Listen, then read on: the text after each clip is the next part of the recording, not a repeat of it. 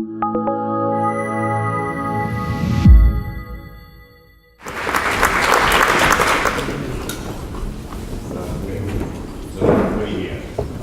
people, if I just array, how many people read Philip about it? Well, if you've not read it, you need to read it. It's a wonderful read. We're very, very lucky to have this.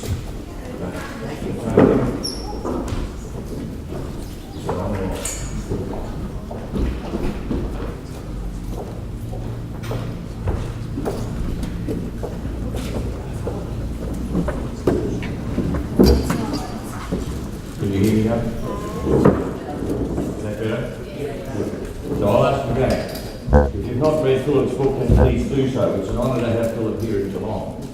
I've been looking at this area of research for about 30 years, a bit longer, maybe nearly 40. We are unbelievably privileged to have this man here. How many of you pick up paper? Put your hands up if you pick up paper when you're walking along the street. Everyone should. That's the secret of being a good citizen. Being a good citizen is standing up for things. Being an upstander rather than letting things go by. I call them upstanders, Philip calls them active bystanders. We have an obligation, a responsibility as human beings. We are hardwired and we are born to be kind. If a kitten walked across in front of you now, none of you would stamp on it. If a baby cries, it all physiologically affects us. We are hardwired to be kind. So Philip in this book says how good people turn evil. So how do they turn evil? How do they become self-centered? How do they? How do you put yourself first in every situation? Or in the situation that you elect to put yourself first? My obligation as an educator now for almost 50 years in schools, I'm the grey-haired man who comes to school, tells you how to do it. It's really, really important that you understand that we have to change the culture. The culture is really at the fundamental of how we behave. It is absolutely fundamental. The speakers this morning have talked about how you become a hero. Everyone is a hero. Every student that I've ever dealt with, every student has the capacity to do the right thing, and they do. We have to remind them. They are not, and we are not, good at judging the behaviour that's required in this room at this moment, or out on the road, or in Bay 13, or at the party, or at the dinner table. If we just misjudge that behaviour, we misbehave. We've just missed it. The take on it, we missed. It's a mistake. So what do we do? How do we become more aware of how we should behave? How do we look after other people rather than just ourselves? I got up this morning and I went downstairs and the dishes were not done from last night. So I did them. Was it a burden? Well, I could have been doing something else. Why did I do it? How many people just say it's not my business? I walk past someone who's in trouble, it's not my business. And unfortunately, we have constructed an entire thinking in our societies, in our society in particular, that's based on an adversarial system. If I become involved, I'm legally responsible. It's not my business. So the model that we operate under disables us, it disinclines us to stand up there perhaps when we should. So when I'm constructing the lives of young people, and there have been thousands and thousands now, I'm continually asking them to stand up, to not let things go by, to pick up the paper. It's their responsibility. It's each of our responsibilities to do this. Each person in this room here is challenged moment to moment about whether you put yourself first or the common good. And there are times when it's important to put yourself first. Not often. When children are born, they're very narcissistic. It is me, me, me. And as they grow up, we ask them to share. Think of Mum, she's tired. We ask them to move from being self-centred to other-centred. So what is a hero? It's an unusual term. Heroes are other-centred people. They see an obligation to help. They see an obligation to arrest, if they can, a moment that could be causing harm. The Hippocratic Oath. We have two rules in the culture that I attempt to run at Geelong Grammar School. It's the Hippocratic Oath. First, do no harm. The second is the Golden Rule. Treat others as you would want to be treated. Those two things, every other behavioural guideline is directed to those two, if you like, rules. We can have rules on everything. A narcissist, people who are just self-centred, have rules about their own lives and how they run them. Rules are the way they survive. The meal will be on the table at 6 o'clock. At 5 to 6, someone is injured or playing in the playground, falls over, hurts himself. What does Mum do? Do I put the meal on the table at 6 o'clock, or do I go out and appease the damage? If it's not on the table at 6 o'clock, in a relationship situation where we have power distributions, we have the home of domestic violence. Why are we having a Royal Commission at the moment? This is really serious stuff. We need, very carefully, narcissists need rules. People who wear their hearts on their sleeve are very empathic, rather than having zero empathy, who wear their hearts on their sleeve. And everyone in this room is empathic, or you wouldn't be here. Rules get in your way. They don't enable you to resolve the situation the way it should be resolved, the way we would prefer it to be resolved correctly. So this is really complex, incredibly complex. And Philip, along with a whole range of others, but in particular Philip, in this book, looks at it very carefully. The Stanford prison experiment is a really, really interesting phenomenon. Think about it carefully. How many of you have been in Bay 13 for a Mexican wave? Probably many of you. And it was asked that we don't have the Mexican wave. The situational behavioural context makes it incredibly difficult for people not to behave as the crowd wants them to behave. How do you stand up rather than just let it go by? Just go with the flow. These are really challenging things, and I think this is an immensely brave, really immensely brave exercise here in Geelong.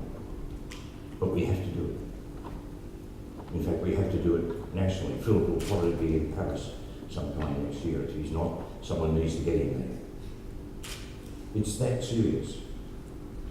It is that serious. And Philip concludes this book, and I've got a paper here I've written, which I will send to Sylvia, and if you want copies, contact her. I've attempted to get all the science together here, because I really take this seriously. This is not about entertainment, this is about change. This is about being strong individually. Really strong. William Golding wrote a book, The Lord of the Flies, and he just got it wrong. But he won the Nobel Prize. He got it wrong. And we believe that when we put people together, they'll develop into tribes and they'll belt the living daylights out of one another. other. That is not so. But we draw it as an excuse and we accept behaviour we should not. So I ask you to think very carefully individually. And you have made that decision already. And we will be challenged moment to moment. Do I stand up and say something, or do I sing a song and dance? Do I just go with the flow? It's a really difficult one. When we are together in groups, are we competitive or are we cooperative? All the science tells us, and now the mathematics tells us, that we cooperate, we don't compete. And Philip shows that in a really interesting way in his book. And the mathematics now, Novak, who is one of the leading mathematicians in the world, has done a complete mathematical analysis of competition and cooperation rules. You know that when we're talking about what's the difference between a team of champions and a champion team. In a team of champions, you have everyone competing for look at me, I'm great, I'm the most important. So why should I kick it or throw it to that particular person? Because they make it the limelight and I'm entitled to it. A champion team is not about me, it's about the team. These are really interesting and important things. I want you to think about your own life. We live in relationships. Each of us, at the moment you have a relationship with me, I want to treat that relationship with dignity. But the research on what is a quality relationship, there are 5 main elements and they are in this order. First is trust, and I want you to think about your most intimate relationship. The first is trust. Without it, it's the social glue. And it sponsors oxytocin, which is a neurotransmitter in your brain, which makes you relaxed and comfortable. So number 1 is trust. The second is forgiveness. And if you're troubled with the weakness that's associated with forgiveness, then you haven't thought about it. Because it is incredibly difficult to forgive people the first time. Because, why? Because you are self-centered. But if you struggle with forgiveness and think that's got to be a religious thing, it is not. But if you do struggle, take the 4 off the front and put it on the back. Give for the relationship. So that's the second. The third is integrity. I know, I've been married for 40 years, I know that Jean, bless her soul, believes that I will always try to do the right thing. Integrity is about doing the right thing. In your most intimate relationship, you know that the person that you are sharing that wonderful experience with will do the right thing by you or will endeavour to all the time. The fourth is hope. And Rabbi Jonathan Sachs, who's a brilliant philosopher at Cambridge University and a Jewish rabbi, writes very carefully about hope. Hope is when you develop a joint activity where you are fostering positive choice. So hope, I'm hopeful that this relationship that's lasted 40 years will last a bit longer and I'll survive a little. It's really important. And the last one is compassion. I know when I make a mistake that it has an impact on those near and dear to me and those that may be in the room. So if I've made a mistake this morning and this is not what you wanted to hear, I apologise. I don't want at any stage to destroy the relationship. I know if I've had a mistake, I know how Philip feels. And you know when you're looking people in the eye how they do feel. So this is critically important. So I ask you, individually, pick up papers, care. Really care. Picking up papers is really a metaphor for standing up, not letting things go by. Don't let it go through you. It's not my business. It is our business. We belong, it's our civil obligation. And the research is frightening. We're more likely to stand up and do something if we're alone to help someone than when we're with a group. Why? Why? I ask children that. I want 3, 4, 5-year-olds to embed this in their behaviour. I don't want them having a transactional relationship circumstance where I'll buy in this time, but I won't next time. It has to be intuitive. The behaviour has to be intuitive, automatic, not thought about. I don't want people in the community in which I live. I don't want my daughters in my family to have to consider and make a decision about whether or not they need to assist. They must. If they have a chance, then I would say, lift your game. Take the responsibility. In the adversary system, which I was showing Philip the other night, the obligation is taken away from us because 2 stories come, and what we do in our system is to push them further apart. No one takes the obligation. We want God or the magistrate or whoever, it's a third party to make the decision. It might be a jury, and then there is a winner or a loser. I would say they're both losers. They learn nothing from the exercise. What I've attempted to do in all societies that I've lived in is to say that when we have a misjudgment or a mistake and someone is harmed, the person who harms has heavy lifting, but the person who is harmed has an obligation to accept that they also must stand up and assist in the reparation of that relationship, whether it be where I bought petrol, someone delivers a paper, someone that's in a classroom, in a lecture theatre, or whatever it might be, someone I see in the street. And what I do is to bring them together, bring the stories together. As soon as there is a Venn diagram, as soon as there is some commonality, you work from that commonality, and both people are responsible. Both people are upstanders. Both people are responsible for the resolution. It's critically important that you do take responsibility for your actions. You are defined in a behavioural sense by your actions in life. You know that.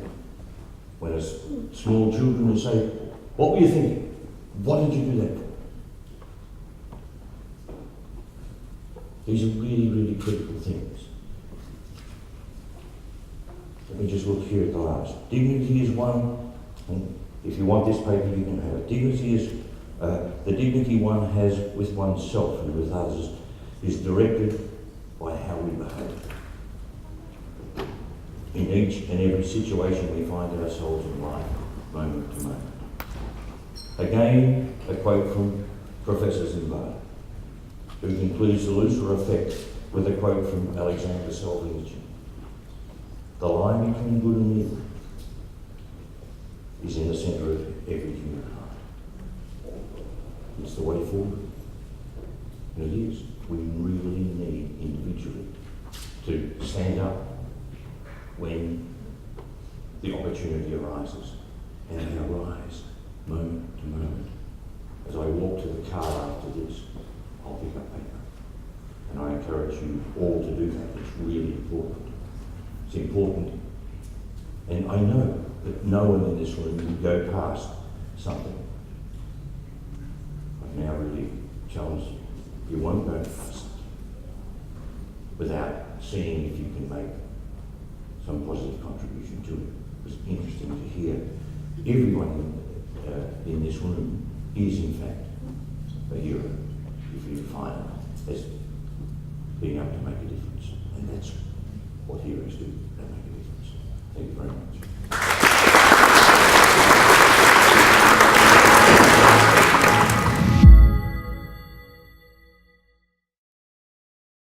The Hero Roundtables are the global events that ask the question, what is a hero? You've just seen one hero talk. To find more and join the conversation, visit our website or social media.